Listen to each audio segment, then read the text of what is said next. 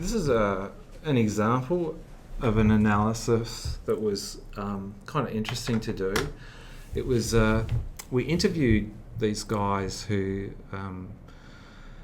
had depression. They self-identified as depressed, or they'd been formally diagnosed. So it was kind of interesting. And they were middle-aged blokes, and they were 24 to 50 years old, and they talked to us about, depression. But what we hadn't anticipated was that they started talking to us about suicide. So it's a kind of irony, right? Because researchers oftentimes will go in and we'll have a certain thing in our mind, and that's what we do. And then it was just so fascinating that every one of these blokes talked to us about suicide. So we weren't suicide researchers, so to speak. In that context, we were really interested about the depression, but their connections were so great, that we felt obliged to really kind of get into an analysis that linked the depression and the suicide, both in terms of how these guys dealt with suicidal thoughts and what took them closer to self-harm.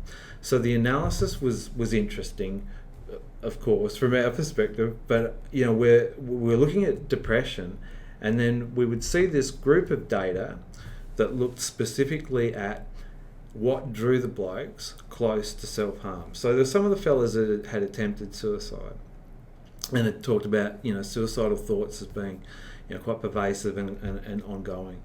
And so the things that they talked about within the context of moving towards self-harm were things like alcohol overuse, were things like over-involvement in sports, relationship breakdowns, those kind of things that added to them. And one of the major contributors was this social isolation. So when these guys became socially isolated, they become far more vulnerable for self-harm.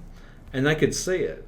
And so they talked about how they were disenfranchised from work, partners, family, and that disconnection, put them in a really vulnerable space. So within that data, we looked at the things that took the men towards that self-harm and started to think about how we'd remedy that. So that was one side of the equation, so to speak. And on the other side were a group of men who had experienced suicidal thoughts and some behaviours, and had connected with family and had used their connection with family and their desire not to invoke stigma on family having lost someone to suicide as a catalyst for seeking help. So they were kind of doing help for someone else, and we know blokes are pretty good at doing health for someone else. Even when they're doing it for themselves, often we'll talk about doing health for somebody else.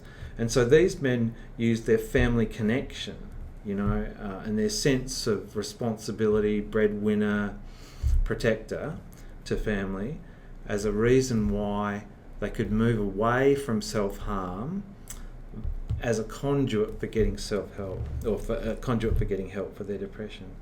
So there's kind of these two kind of pathways that guys could go on. And so it was terrific, in terms of the analysis. It was really interesting analysis to do because it hadn't really been done before, and also they were so clear about some of the things that would take them towards social isolation, away from social isolation. And so then we were able to say something about where we thought interventions might be in terms of helping the men, get into a place of self-management of their depression.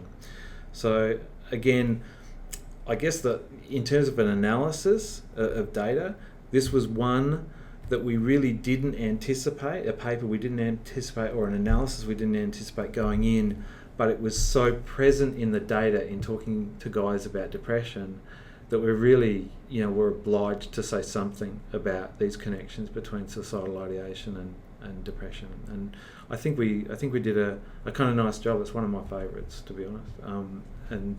In terms of trying to connect things and also disconnect things in terms of interventions.